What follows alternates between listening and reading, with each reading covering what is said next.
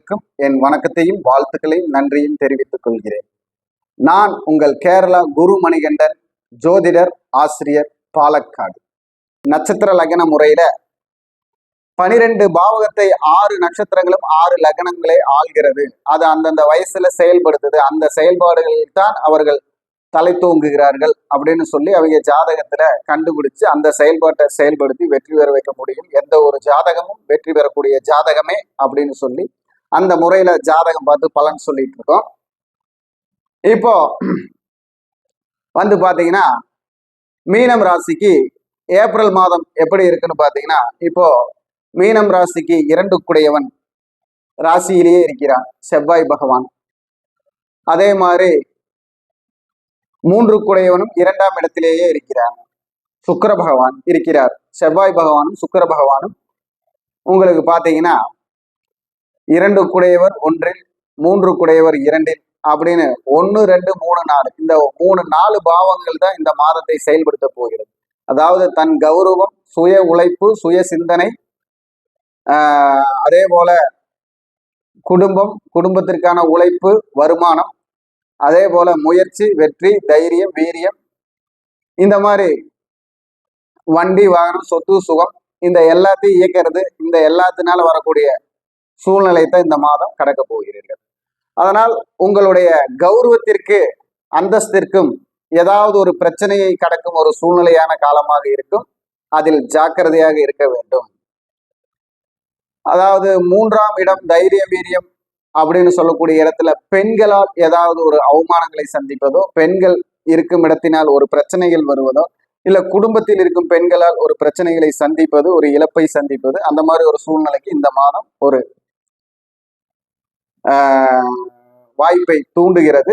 அதில் ஜாக்கிரதையாக இருந்து வாக்கும் நாக்கும் கண்டிப்போட இருந்து நாம் தப்பிக்க வேண்டும்.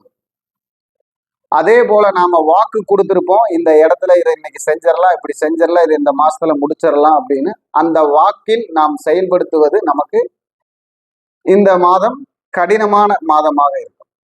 ஏன்னா சனி பகவானும் 2 குடையவன் 1ல் போயிருந்து அந்த ராசிக்கு 12 குடையவனும் இருக்கும் பொழுது போவதும் வருவதுமாக இருக்கக்கூடிய சூழ்நிலை தான் இருக்குமோ அவளைய நிலையாக நிற்கும் சூழ்நிலை ஒன்றும் நம் கண்ணுக்கு தெரியாது.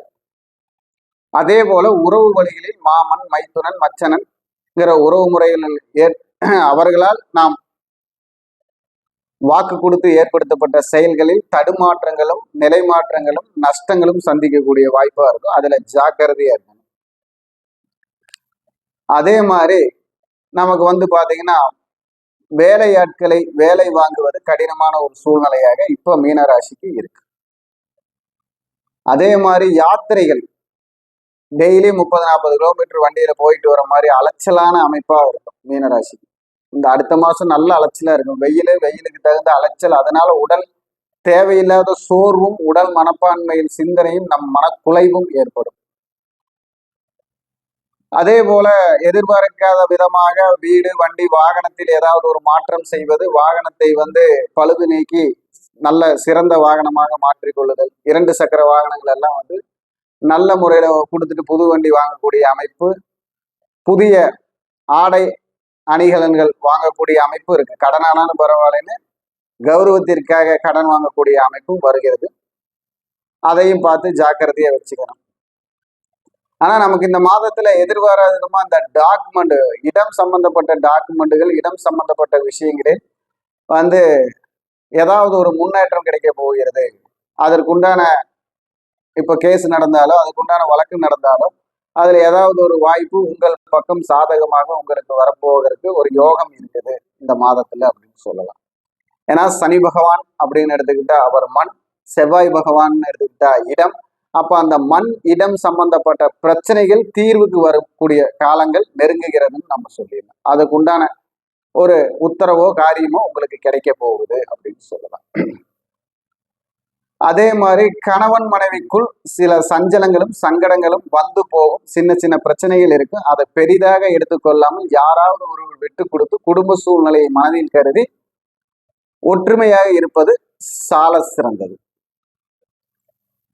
குழந்தைகளுக்கு சுப செலவுகள் வீட்டில் முடிவு செய்யும் காலமாக இந்த காலம் இருக்கும். ஆணாக இருந்தால் பெண் பார்க்கும் படலம், பெண்ணாக இருந்தால் ஆண் பார்க்கும் படலம், இல்ல புதிய உறவுகள், குழந்தைகள் வந்து சேரும் படலம், இதெல்லாம் உருவாகக்கூடிய வாய்ப்பு உங்களுக்கு இருக்கிறது அப்படின்னு சொல்லலாம். அதே மாதிரி இந்த 2ஆம் அதிபதி உங்களுக்கு 7ஆம் இடத்தை பார்ப்பதால், இந்த 7ஆம் இடம்ங்கிறது வந்து ஒரு நமக்கு வந்து பாத்தீங்கன்னா புதனுடைய வீடாக இருப்பதால், அந்த புதனுடைய தன்மையில் சில விஷயங்கள்ல இருந்து நாம தெளிவு வரக்கூடியதும், சில உறவினர்களை பற்றி புரிந்து கொள்ளுதல், சில நண்பர்களை விட்டு பிரிந்து வருதல், சில விஷயங்களில் வெற்றி கிடைக்கக்கூடிய வாய்ப்பு இதெல்லாம் உருவாகும். உங்களுடைய தெய்வ வழிபாடு அப்படின்னு எடுத்துக்கிறப்போ உங்களுக்கு பூவராகர் வழிபாடு, அதே மாதிரி பூமிநாதர் வழிபாடு, இதெல்லாம் உங்களுக்கு சிறந்த வழிபாடாக இருக்கும். அம்பாளுக்கு மஞ்சள் குங்குமம் அபிஷேகம் செய்து வழிபடுவது உங்களுக்கு வெற்றியை தரும். அம்பாளுக்கு மஞ்சள் குங்குமம் அபிஷேகம் செய்தல், எல்லா தெய்வங்களுக்கும் உங்களுக்கு எந்த தெய்வம் இஷ்ட தெய்வமா உங்களுக்கு பிடிக்குதோ அந்த தெய்வத்துக்கு அபிஷேகம் செய்து சந்தோஷப்படுத்தினால் உங்கள் வீட்டிலும் அந்த அபிஷேகத்துக்கு உண்டான சந்தோஷம் வரும். அபிஷேகம் வெற்றி பெறும்.